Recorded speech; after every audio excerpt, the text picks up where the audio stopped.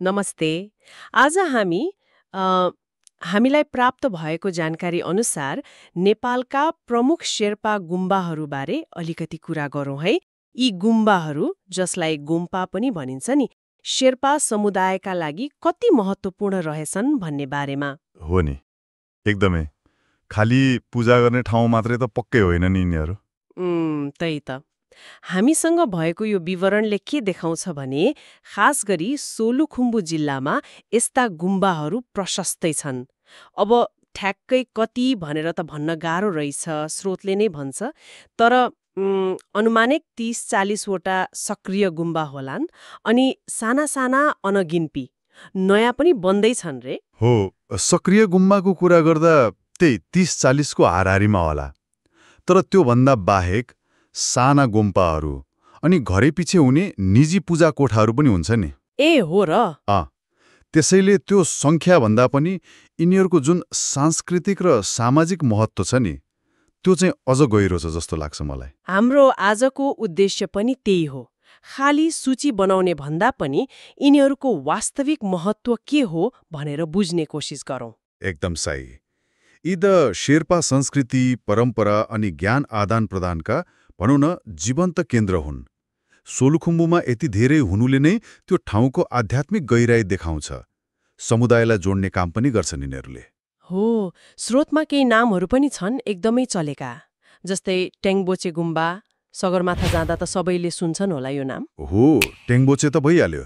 अनि नाम्चे बजारको नाम्चे गुम्बा, खुम्जुङ गुम्बा पनि। खुम्जुङ पनि। यिनीहरू त पदयात्रा गर्नेहरूले गर्दा पनि धेरै चिनिए, होइन त? हो, बाहिरी दुनियाँले बढी चिन्ने चाहिँ यिनै हुन्। तर स्रोतले के भन्छ भने नि, सूची अझै लामो छ।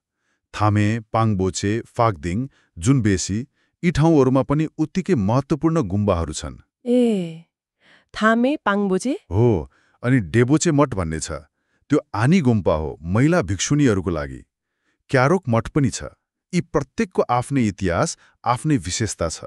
भनेपछि खाली चर्चित ठाउँमा मात्र होइन, शेर्पा बसोबास भएका धेरै गाउँहरूमा यस्ता केन्द्रहरू रहेछन्। एकदम।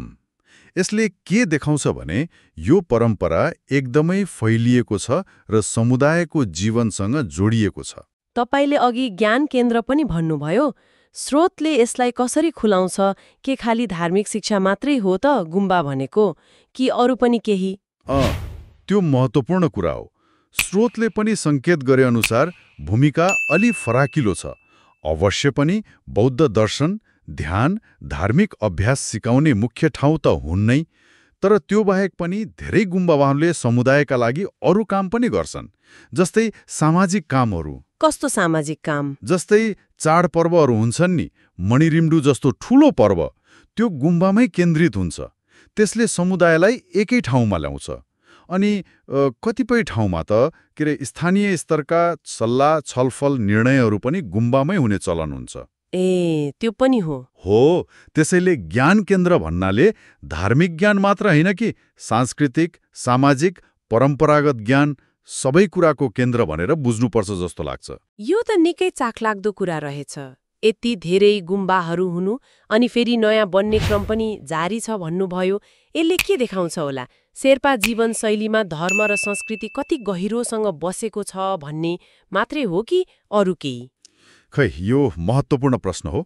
एकातिर त हो, पक्कै पनि यसले शेर्पा समुदायको आस्था कति बलियो छ, परम्परालाई कति महत्त्व दिन्छन् भन्ने देखाउँछ। गुम्बा बनाउनु, चलाउनु भनेको समुदायको ठूलो सहयोग र समर्पण चाहिन्छ नि। अर्कोतिर स्रोतले नै यो सूची अलिकति तलमाथि पर्न सक्छ, सबै नसमेटिएको हुन सक्छ भन्नुले पनि केही सङ्केत गर्छ। यसले के देखाउँछ भने यो कुनै जड वस्तु होइन, स्थिर सूची होइन। यो त एउटा जीवन्त, गतिशील परम्परा हो। दुर्गममा रहेका साना नचिनिएका गुम्पाहरू छन्, नयाँ बनिरहेका छन्।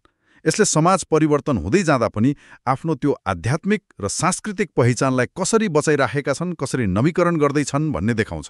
त्यसो भए संक्षेपमा भन्नुपर्दा हामीले पाएको यो जानकारी अनुसार नेपालका यी शेर्पा गुम्बाहरू खास गरी सोलुखुम्बुतिरका संख्यामा कति छन् भन्ने भन्दा पनि यिनीहरू शेर्पा समुदायको भनौँ न एउटा मुटु जस्तै रहेछन्। आस्था, संस्कृति, ज्ञान, सामाजिक जीवन सबैको केन्द्र। यिनीहरूको संख्याभन्दा महत्त्वपूर्ण त यिनीहरूको जीवन्त भूमिका रहेछ, होइन त? हो, एकदम ठिक भन्नुभयो। र यहाँ अर्को एउटा सोच्नुपर्ने कुरा के छ भने नि, स्रोतले दिएको यो विवरणले एउटा आधार त दियो, तर यी नयाँ गुम्बाहरू किन र कसरी बनिरहेका छन् त? के यसले आधुनिकतासँगै आध्यात्मिक अभ्यासमा पनि केही परिवर्तन आइरहेको छ भन्ने देखाउँछ कि यो बाहिरको प्रभाव हो? जस्तै पर्यटन बढ्यो वा बाहिरका बौद्ध संस्थाहरूसँगको सम्पर्क बढ्यो, त्यसको असर हो कि? त्यो पनि हुन सक्छ। हो, यी गुम्बाहरूको यो निरन्तरता र विकासले शेर्पा पहिचानको भविष्यबारे पनि केही भन्छ कि? यो आफैमा एउटा खोजी गर्न सकिने विषय हो जस्तो लाग्छ।